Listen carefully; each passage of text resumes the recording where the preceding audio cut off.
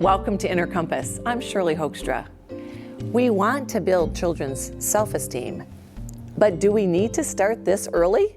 Should everyone on the team get a trophy? Our guest today has been measuring the impact of all of this extreme encouragement and warns that we've gotten carried away.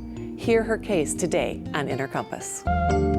My guest today is Jean Twenge of the San Diego State University Psychology Department and author of the book, The Narcissism Epidemic, Living in the Age of Entitlement. Welcome, Jean. Thank you. We often think of narcissism as that self-aggrandizement of celebrity or people with over-the-top self-esteem. Is that accurate? It is to an extent, but it can happen at a lower level as well. So narcissism is an inflated sense of self. It's thinking that you're better than you actually are. It's a very complicated trait with lots of different correlates to it, but it does include things like seeking fame and attention and vanity and so on. But its main characteristic is that self-centeredness. How does that integrate with a person who has high self-confidence? What's the difference? So psychologists would use the term self-esteem, and someone who scores high in narcissism usually does score high in self-esteem, but certainly not everybody who scores high in self-esteem is also narcissistic. One of the key differences between the two traits is that somebody who scores high in self-esteem, but not really in narcissism, has a lot of self-confidence in individual areas, but also cares a lot about relationships. Narcissists tend to be missing that piece about caring for others in relationships. That's not really that important to them. You have actually set out some questions for diagnosing narcissism. Yeah, so there's the standard scale called the Narcissistic Personality Inventory, and it's 40 items, and you have to choose between two statements to say which one of the items best applies to you. So, for example, one of the items is, if I ruled the world, it would be a better place. Right. Versus the thought of ruling the world scares me. So that would be the non-narcissistic response. And then saying, yeah, I want to rule the world, everything would be great if I was in charge. That's the more narcissistic response. And there's 40 of those items. And that's the standard measure of narcissism in a normal population. It doesn't necessarily cover narcissistic personality disorder, which is the more clinical, severe form of the trait. It's kind of normal narcissism, so to speak. So there is normal narcissism in everyone. Does everyone have to have at least a little bit of that trait in order to be successful, for instance? Well, no. You can get through life just fine with not having any narcissism at all. So I'm often asked about that. Well, don't you need narcissism to succeed, even a high level of it? And the answer actually is no.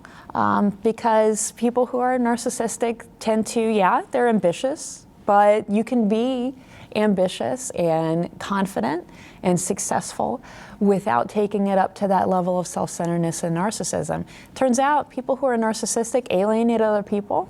They tend to be jerks.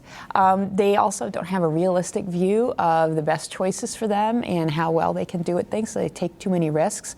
And in the long term, they're actually less successful. So what does make a person great? What should be the evaluation scale?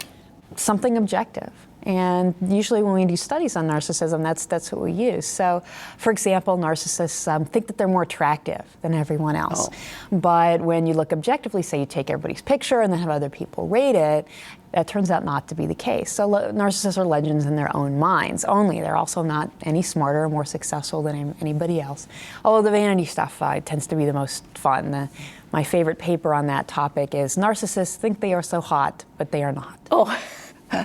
Now, what happens when you tell a narcissist, look, you're really not that hot, or you're really not that good looking, you're really not that bright? What happens? Yeah, good luck to you, because they tend to be very defensive and will get angry and even aggressive when they are thwarted or somebody questions how great they are. And that's not due to insecurity at all. It's due to their real confidence that they're right about this and you're wrong.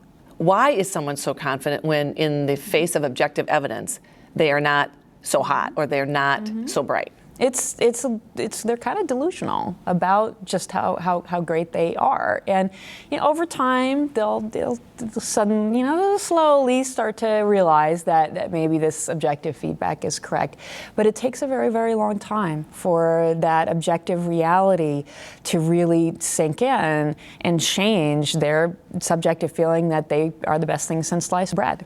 So what cause this in people? Are you born with an over narcissistic personality? Does it get enhanced somehow over time? Well, narcissism is a personality trait, so it has the same determinants as any personality trait. So other personality traits would be things like being highly anxious, being outgoing. And a good amount of that, yeah, you are born with some of those tendencies. But there's plenty of variance left over. But that's explained by things like parenting and the culture you grew up in and other parts of the environment. And those also play a strong role in determining how narcissistic someone is. Let's talk a little bit about parenting. Okay. You've written about this wave in the 70s where we told children, you are special, you're unique, you're one of a kind. And you have found that there's some correlation between that kind of parenting and even education and this rise in narcissism. Yeah, so parenting is one of the major causes of the narcissism epidemic. And that's because, no parent ever says, my goal is to raise a narcissistic kid. No. It's part of this overall individualistic culture. It comes from the good intentions of trying to develop high self-esteem. It comes from these cultural pressures toward uniqueness and standing out and so on. But the problem is a lot of the ways that schools and parents have tried to boost self-esteem are actually building narcissism. So telling a kid you're special is a great example of that, because I think I am a special person is one of the items on the narcissism inventory. It's a central part of the definition of the trait, that you think you deserve special treatment, you're better than everyone else. I think when parents say you're special to a kid, what they really mean is I love you, and they really should say that instead. That would be a much better message. Does the I'm special then make people less similar, instead of saying, look, we're all in this group together? Right. And people are going to differ. We know that, and it's good that we've had this movement over the last few decades to accept difference. But emphasizing that specialness and uniqueness and standing out so much does tend to create that situation where we're focusing on that, and we're focusing on being better and standing out. And that's the key, I think, to solving some of this, is reminding kids, and adults for that matter, just how much we have in common as human beings.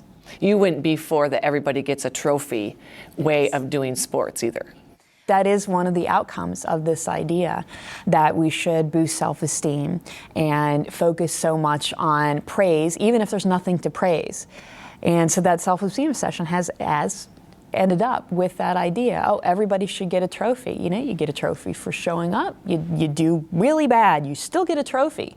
My 8-year-old nephew has one of these at his room. It's a pretty big trophy, like this big. And it says, excellence in participation. What does that even mean? I'm good at showing up? And should you show up? I mean, it used to be that just showing up was the thing to do. And now the expectation is I should get praise or even a trophy for showing up. And showing up on time. You should get praise for showing up on time. Right. And okay, we're encouraging trying. I think that's why people do it. Again, good intentions. But it's not a good message in the long run. You get pushback from this. People don't like it when your research says don't tell your kid you're special. Yes, so I have certainly heard from some parents who say that. Usually the response is, well, I don't mean that my kid is particularly special. I mean that every child is special. I'm sorry, but that's not what the word means. You can't get around it by saying that. That doesn't work. Right. What about the celebrity culture? Yes. There was a program that was called Sweet 16, and it was about the birthday parties that were just over the top, hundreds of thousands of dollars. And the people in those programs, not only the young women in those programs, the young men in those programs, not only deserved, they thought, $70,000 worth of jewelry, but also a Porsche and a lavish party. Do people actually emulate that then, who watch those programs? Does that become a new norm? Yeah, so that's my Super Sweet 16, a reality show. And since that show was on in the mid zeros, and now we have even more over the top reality shows. So it's reached even another level that has really made narcissism seem normal. This fame piece, the 15 minutes of fame, is that driving this narcissism culture? That's certainly playing a role. So that was one of the major causes that we identified.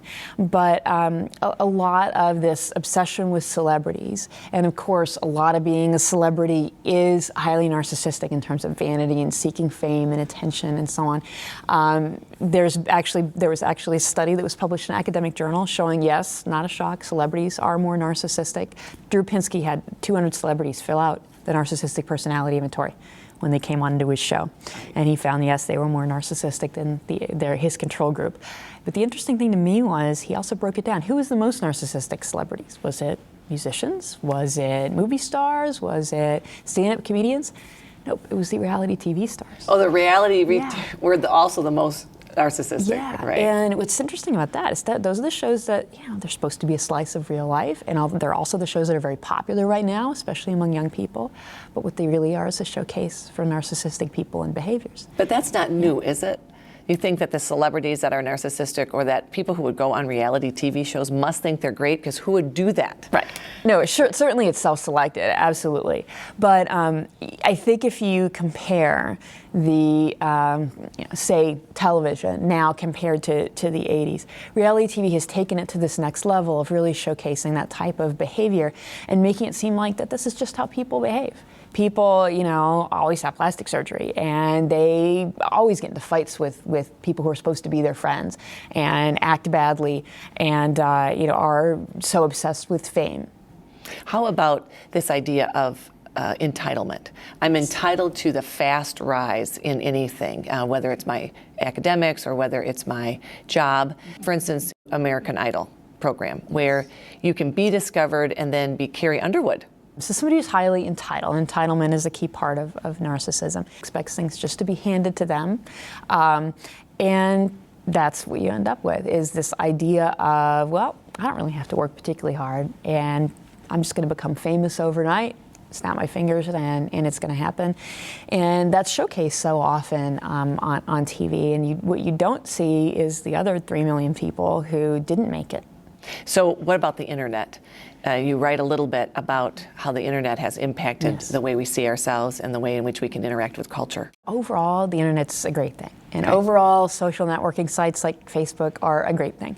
But the internet does tend to pull out narcissistic tendencies in many ways, in some cases. So the comment sections on, say, YouTube videos are just cruel, like beyond cruel sometimes. And it's because it's anonymous, and it allows people to be kind of self-centered and angry in a way that's very narcissistic.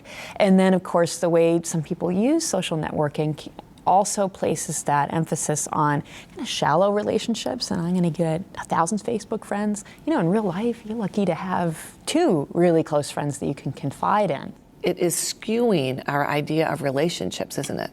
Because it depends on what your definition of a friend is. Is it the old definition or the new definition?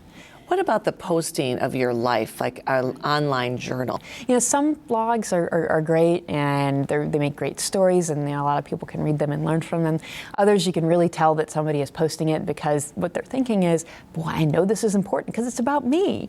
And that mentality does really come across in some of those sites. How about, though, the ability to self-publish? Now we have people who can actually get out good ideas. They don't have to go through those standard gatekeeping functions. Right. And so maybe we actually have more good ideas out there. That's probably true. So, any of these things are a trade-off. It is great that we can have more people expressing ideas and so on.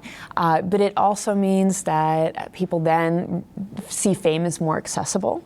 And that isn't always a good thing, to be striving for fame all the time. Why aren't we repulsed by watching some of these videos or reading some of these things? Why don't we say, oh my goodness, I'm going to turn that off? Well, a lot of people are repulsed by it, thankfully.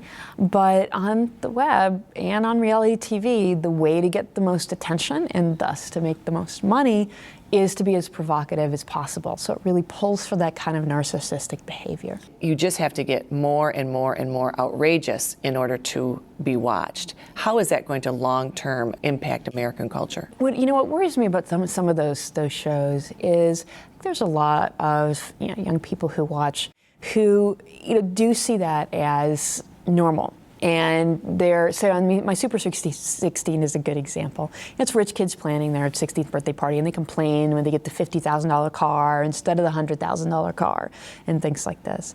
And the average adult who watches that just is appalled. And actually think it's funny most of the time. Look at how spoiled that kid is. And then usually the adult is extremely appalled then at the parent, on those shows who is facilitating this as well. But, I think the average 14 or 15-year-old, and you see this in the reaction of the kids who are at these parties, what they get on tape, The average reaction is, I'm so jealous, I'm so jealous, because they don't have the perspective to realize just how messed up that is in terms of priorities. Right, that's right. So what in other ways has society suffered from this increasing narcissism culture? You see it really come out in relationships a fair amount. So that if you've grown up your whole life, everything is about you, then of course it's a lot more difficult to compromise in a relationship. Many young people are always told, never compromise, never, ever, ever compromise. Well, if you never compromise, you're not going to be married for very long, among other things. And even in a friendship, the same is true.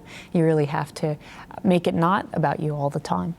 And you can also, I think, see it come out in some of the anger and aggression. So that's the really unfortunate part of it.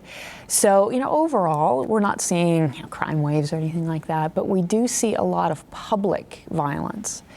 So people who are filming fights and putting them on YouTube, the mass shootings, things, there was a few years ago, an extremely horrible case where a young man shot people in a mall in Nebraska and he left a note saying, just think now I'll be famous. Right. So some of the motivations for this, the shooter at Virginia Tech sent a media package to NBC News in between his killing spree. The police couldn't figure out why. And you think narcissism is part of that problem? Well, at least the narcissistic culture, whether it's these particular individuals, it's difficult to tell, but it is a culture that seems to encourage this attention seeking and also kind of encourages, well, not just fame, but that infamy is just as good. Right. We've seen with the credit crisis and the credit crash that you have identified that may be an antidote to the narcissism culture that we're seeing. People can't buy as much. Right.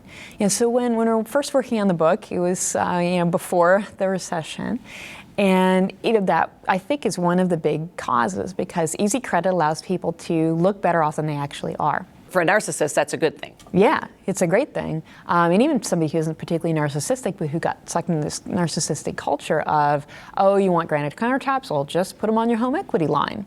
So what's really happened with the recession, with mortgages, that's how we got into this mess in the first place. Well, one of the key outcomes of narcissism is overconfidence.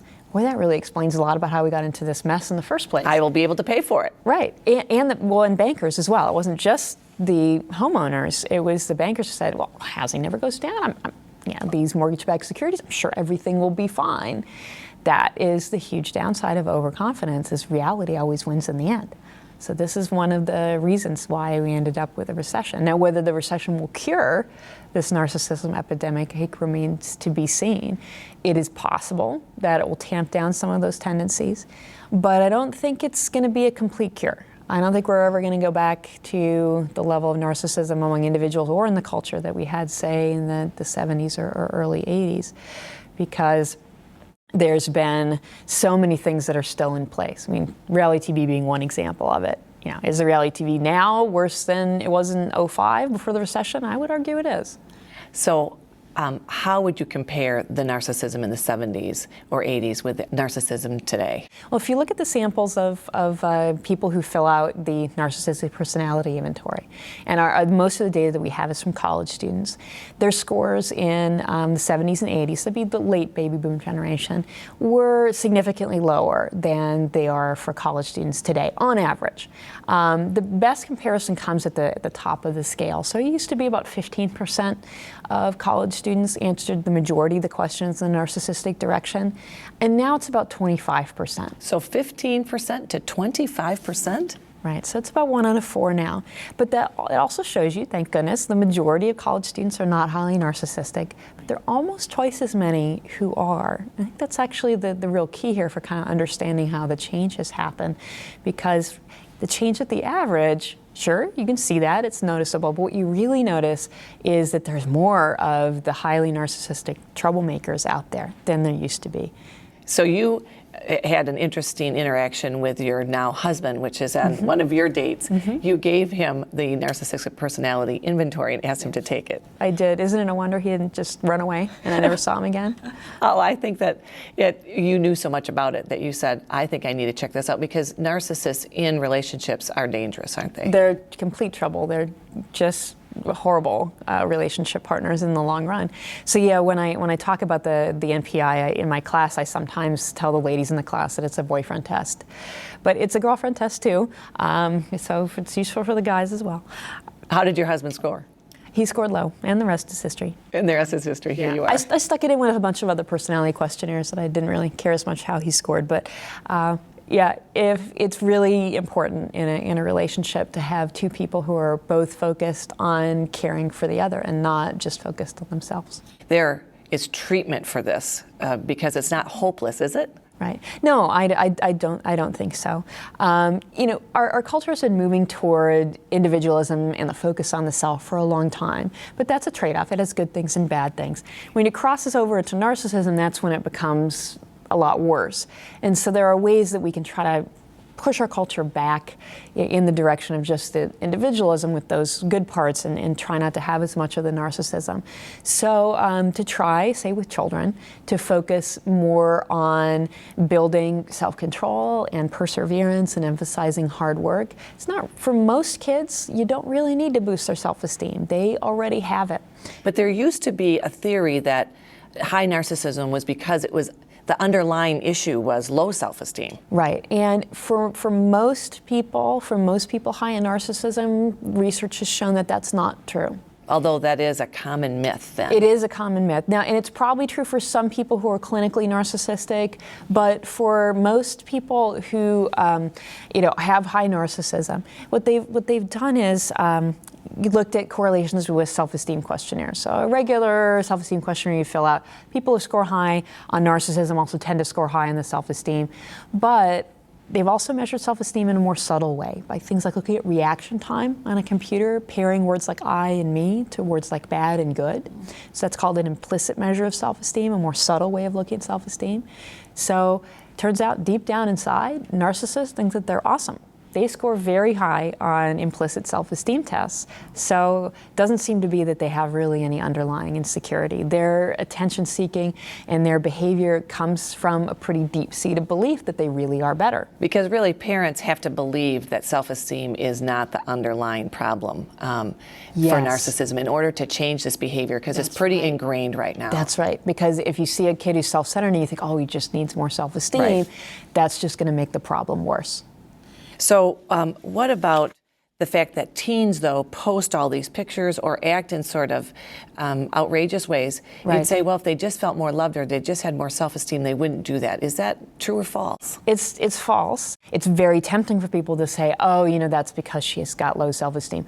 Well, a girl with low self-esteem would not be posting pictures of herself. She would be sitting in the corner saying, please, nobody look at me. Oh. Somebody who is very self-confident and narcissistic even would say, I am hot, look at me, I want everybody to look at me, that's how I can have everybody admire me. So that's why your better solution would be to try to teach some humility instead. You talk about humility and gratitude as antidotes for narcissism. Yes. Why is gratitude an antidote for narcissism? Because narcissism, you know, at base is all about trying to get more and get more attention, more things, to look more beautiful, to, you know, and it's always more in these rather shallow ways. So if you can be grateful for what you have, it's a great way to be happy and to be less narcissistic at the same time.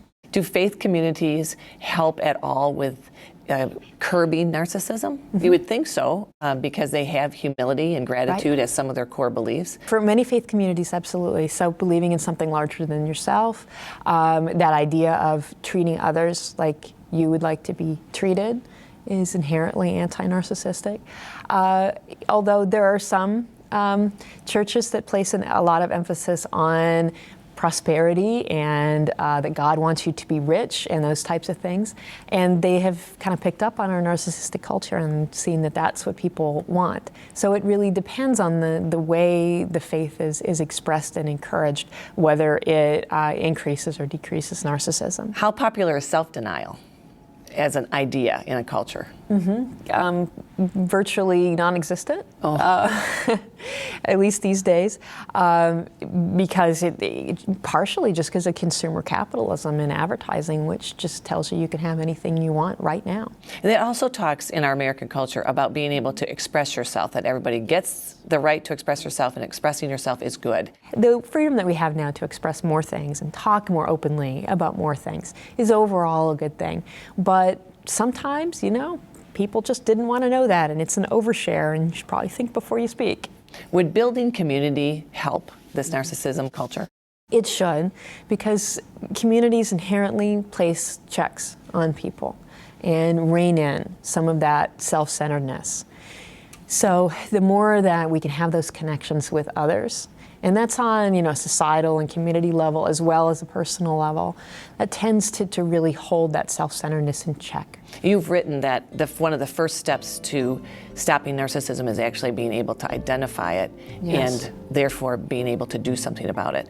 And your book really does do that in just a extraordinarily thorough and excellent way. Thank you for writing it. Thanks very much. My guest today has been Jean Twenge of the San Diego State University Psychology Department and author of the book, Narcissism Epidemic. I'm Shirley Hoogstra. Thank you for watching Inner Compass.